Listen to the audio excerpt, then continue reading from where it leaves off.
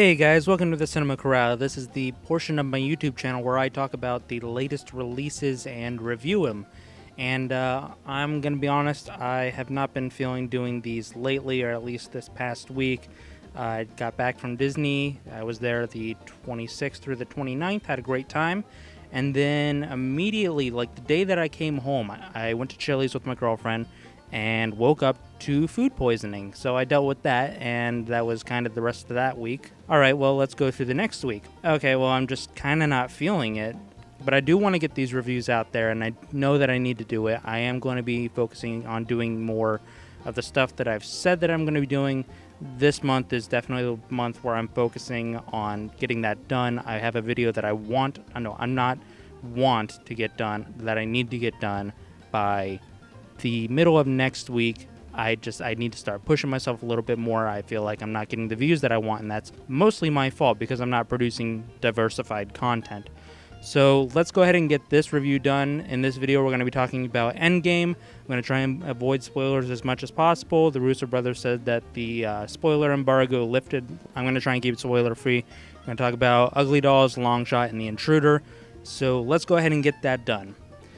Alright, so Endgame is the fourth Avengers film, and it caps off the Infinity Saga that has been the last 11 years of Marvel Cinematic storytelling. This film is not perfect, but damn if it is not enjoyable and satisfying. I had a great time with this film. I cried when I was supposed to cry. I laughed when I was supposed to laugh. It's something special, and I don't think that we'll ever see anything this unique again. Maybe in another 20 to 30 years. This is this generation's Star Wars, but bigger, because it's got 10 plus years behind it of just constant world building and constant character building. The character arcs, they come to natural conclusions. We set up things for possibly what's going to happen in the rest of the MCU after this film. I gotta give the filmmakers props. A lot of the stuff that was in the marketing and the Funko Pops do not accurately reflect the movie that you're getting. You're only getting like the first 40 minutes in the stuff that they show you. And I really gotta respect that. For a movie that's 3 hours long, and when we live in a culture that just, the trailers just tend to spoil the entire movie. They just show you everything. They held back so much, and I massively respect the Russo brothers for that. And, props to all the actors and the higher-ups at Marvel for putting together such a well-done film. Honestly, critiquing a film like this is kind of hard because usually you want to try and critique a film as if it exists within a vacuum, as if it's the only film that matters in the franchise. But with something like Marvel, that just, it's been built upon and built upon and built upon until we get to this final chapter, it's kind of hard to do that because you need to examine everything that came before it. And I've seen a lot of, articles, they're criticizing Endgame for having stuff that the fans need to know. Well, no, this is a ending chapter to a 22-chapter book, basically. I've seen a lot of people unfairly critiquing this thing about things that happen in the movie, and there's a thing with Thor, and a lot of people were up in arms about that, or at least a very vocal minority, definitely from BuzzFeed, but what do I expect from BuzzFeed? And they're complaining that it was off color or whatever, but it was perfectly in character with the stuff that they had set up, and I thought it was handled very well. Honestly, I didn't have a problem with it. There are some things in this film that I would tweak, maybe change a little bit. They probably could have shaved maybe about 20 minutes off of this film. You wouldn't really lost anything. A couple of the comedy bits tend to stay around a little longer than they need to. That's kind of just like a Marvel, not really a problem, because sometimes it can be really funny, but it's kind of like Guardians with that taser face joke. It just wouldn't die and just would not end. That's just kind of a common thing in the Marvel films, but the rest of it, the characters, the plot, the feelings that you end up feeling for these characters, these are just comic book characters. At the end of the day, they're nothing more than drawings and words, but somehow they've managed to resonate, not only with me, but entire audiences, and that's something truly phenomenal. But outside of those small things that I would change just for personal reasons, I gotta give this an A. This is a solid landing. It's not a perfect film, but like I said, it's highly enjoyable. I'm gonna go watch it again in a couple hours with some buddies. I don't care that I'm out really late. It's worth it. It's gonna be a day one buy for me on Blu-ray. Next up, we got Long Shot, and this is the latest comedy film from Seth Rogen, and it also stars Charlize Theron. She was in Atomic Blonde. Normally, I'm not a big Seth Rogen fan. I just kind of think he does the stoner fat friend kind of thing a little too frequently, and that's just the extent of his range. But here, he's actually pretty decent. He does fall into those tropes. It does have, the typical gross-out humor and the stoner comedy, stuff like that. But for the most part, this is a pretty sweet little rom-com. Well, more comedy than romantic, but you do have a romantic plot in here. I'm not going to say it's perfect. There are jokes that don't land, but I was laughing a majority of the time, and this is definitely something that I would recommend people go see. Of course, people are going to be offended about it because it takes a very liberal stance on a lot of things. There is a very clear allegory for Donald Trump, a TV star who's clearly out of his element in the White House. There are plenty of jabs at him. There are plenty of jabs about our society. It's kind of weird. There's a section of this film where Seth Rogen is confronted by his friend who is not only a conservative, but also a Christian. He's like, okay, well, I never told you these things, Seth Rogen, because I knew that you would be judgmental and you would jump down my throat about it and then tell me how I'm wrong about existing. It brings up a good point about, okay, well, you need to consider both sides of the argument instead of just my side is right and it's the only one that matters. And we do have a tendency to act that way with our current political landscape. And without getting too political, it's a pretty fair point. I'd be kind of remiss if I didn't point out the irony of the film not really looking at it from that side. It's definitely very liberal. I am myself liberal, so if you're going to call me a beta cuck soy boy, I don't care. But it's just kind of odd that it brings that up and then fails to do the same. It's not really a big detracting point. It's just something that I thought was a little interesting. I had a good time with it. It's maybe a little bit longer than it needs to be. You probably could have cut off in maybe about 30 minutes, but it's definitely worth a watch. I'm going to go ahead and give it a B+.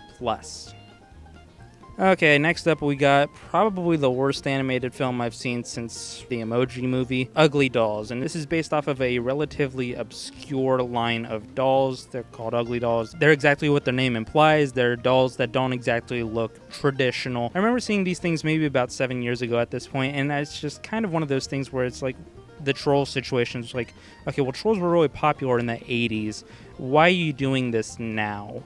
And this film is very cynical. It's very bland. It's uninspired. It's bad. It's formulaic. I'm not going to bother holding back on spoilers on this because you've seen this movie before. If you've seen like Wreck-It Ralph or if you've seen Megamind, you've seen this kind of film before where the main character is different and it's about learning that being different is okay. And it does nothing more than that. With the exception of Wanda Sykes, everybody in this film is a musician. It's kind of odd that a film with a cast comprised entirely of musicians that the music is so pedestrian. This is the most bland, boring, forgettable music I have ever heard. The only song that I can actually kind of remember is the song that they used in the trailer, and that's because that was pounded into my head every time I would see a movie aimed at families and younger audiences. Every song in this film is forgettable. There are scenes where they just straight up don't have backgrounds and they do like a minimalist thing, but it's completely out of the style of the film. The animation is bad. The dialogue is bad.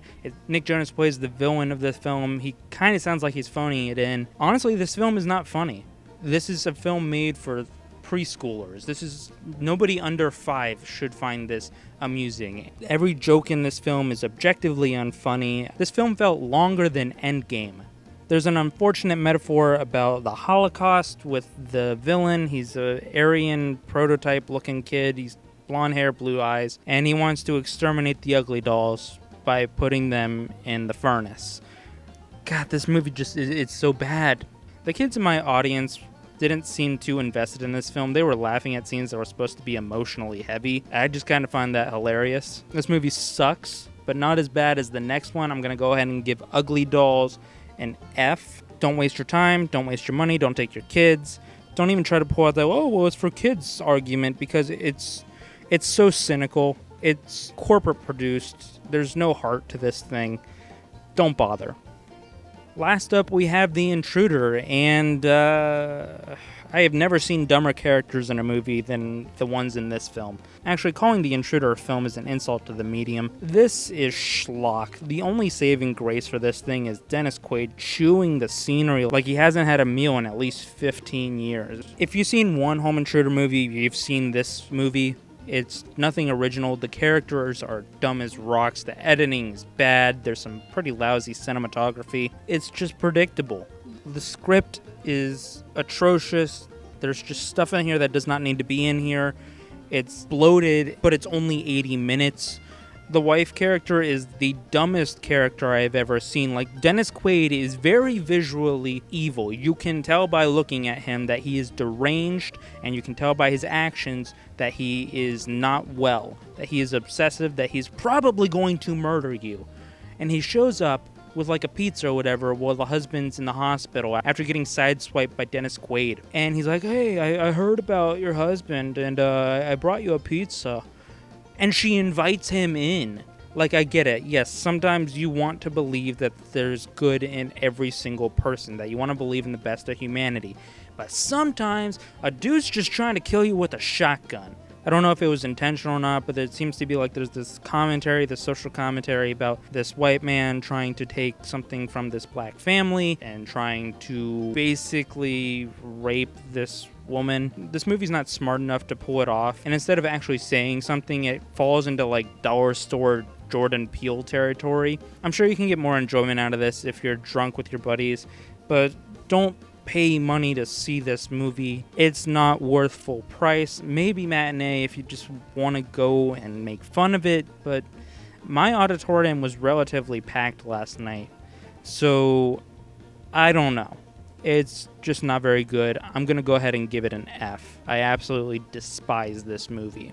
So that's all I've got for this episode of Cinema Corral. I'm going to still keep these things as a permanent staple of my channel. I do want to do top 10 best and worst videos at the end of the year, but I want you guys to know my thoughts of them, and just knowing that I have seen these films before making a list. So Cinema Corral is definitely still going to be part of the channel.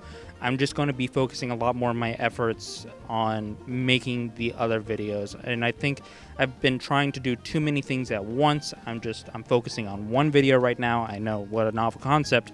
I have a tendency to want to get it all done immediately. And when it doesn't all get done immediately, I start to lose a little bit of hope. So now I just need to delve right into one project, just get it done, upload it, start the next one.